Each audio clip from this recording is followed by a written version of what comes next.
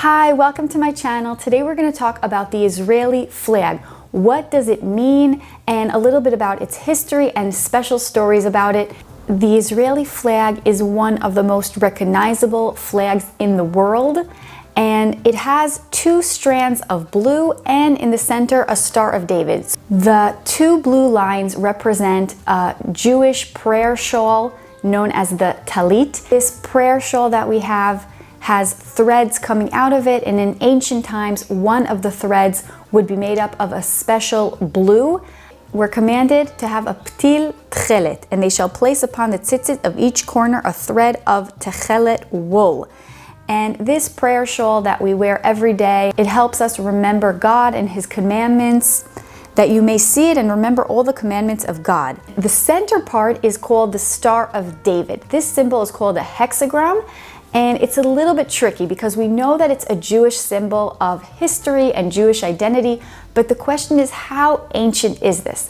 According to some sources, this has only been a Jewish symbol since around the 13th century, but there are also sources that talk about this as a much more ancient symbol, starting from Jerusalem in the 3rd century BCE even. But all sources agree that at least from the 13th century, starting in Prague and going to the rest of the world, it became a symbol identified with the Jews on synagogues. We do have sources talking about the shield of David. We also have a shield of Abraham. But the actual symbol of this hexagram being attached to the shield of David is debatable how ancient it is. Let's get into some of the history of the specific flag, the way it looks. The two blue stars and the Star of David, this hexagram in the center. So it was officially adopted as the flag in the First Zionist Congress in 1897 in Basel. So when was it created? Officially, it was created by a Zionist leader called David Wolfson a few years prior to that. But maybe it's a little bit like how inventions are, that around the same time, a few people are coming up with this electricity or developing the phone. Same thing here. So we have 1891 David Wolfson, but we do have in 1885 a similar flag being presented in Nes Ziona and in Rishon LeZion around 1885, a few years prior to that, designed by other people. So this design, and also I saw a mention of someone in the US who had a similar design also a few years prior to David Wolfson. So this flag was being presented and being used several years prior by a few different sources. In 1933, it also became the official flag of the Histadrut Zionit, which was the leadership in the Jewish Yishuv at the time in Israel. Then in 1948, in the Declaration of the Israeli Independence, the room was decorated with large flags. But to be officially accepted as the flag of the state, it took a few months of deliberation, and we'll get to that at the end of this video. I wanted to share two amazing stories regarding the flag and representing of the flag. The first one is called the ink flag. Now, a few moments after declaring independence in 1948, Israel was invaded by 5 armies. The armies of Jordan, Egypt, Lebanon, Syria, and Iraq. And before we declared independence, Al Yadin, who was the commander of the Haganah at the time, warned that Israel's chances of winning the war is about 50-50, and Israel's and the entire Yeshuv's existence is in danger. So this war was really for the life of Israel. Israel fought back and hard, and finally in March 1949, the war was about to end. The last military operation was called Operation of Uvda.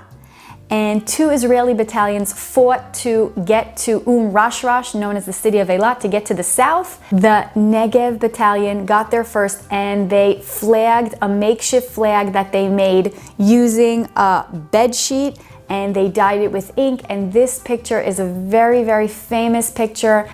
Another amazing story is in one of the worst times in Jewish history, in the Holocaust, in the Warsaw Ghetto. Close to Pesach, 1943, the Nazis were getting ready to completely liquidate the Jewish Warsaw Ghetto, and to send everyone there to the extermination camps. On April 19th, they began a Jewish resistance. They were resisting the deportation, and they caught the Nazis very off guard. What completely infuriated the Nazis was that the resistance group hung a Hebrew flag, and it was flying over the ghetto. The Nazi general told them to take the flag off at any cost, and they were having a hard time. After a few days of fighting, the flag was removed, and even though the ghetto and all of its inhabitants were perished, this tale of bravery and of the rising of the flag was something very symbolic and impacted history.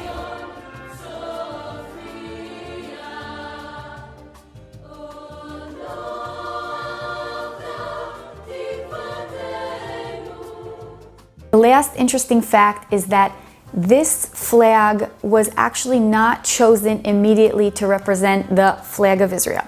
So a few weeks after they declared independence, they formed a committee to decide what the flag would be. Now, maybe it seems that it would be obvious that the flag should be this Zionist movement and Histadrut official flag, but it wasn't so to this committee. They actually worried that diaspora Jews would have a problem by raising this flag that represents Zionism. They would have a problem with the state that they're living, with dual loyalty and stuff like that. So they formed a committee and they solicited ideas from the public, and dozens of ideas came on in. One of the ideas that resurfaced was Herzl's idea for a flag, which had 7 stars to represent the 7-hour workdays. Herzl's flag didn't really have anything to do with Judaism and Jewish symbolism. It was a yellow flag and it was a little bit different, but most of the ideas that did come in had to do with the Star of David or the menorah or blue and white. So in the end, the flag as we know it was chosen with 2 blue stripes and the Star of David. People couldn't really relate to any of the other flags, and this was the one that was most appropriate. This week we're celebrating Israel's 75th Independence Day, so that's why I thought I'd share a little bit about the history and meaning of the Israeli flag. Hope you enjoyed this video, and if you did, please give it a thumbs up. Chag Ha'tzmaut Sameach. Bye!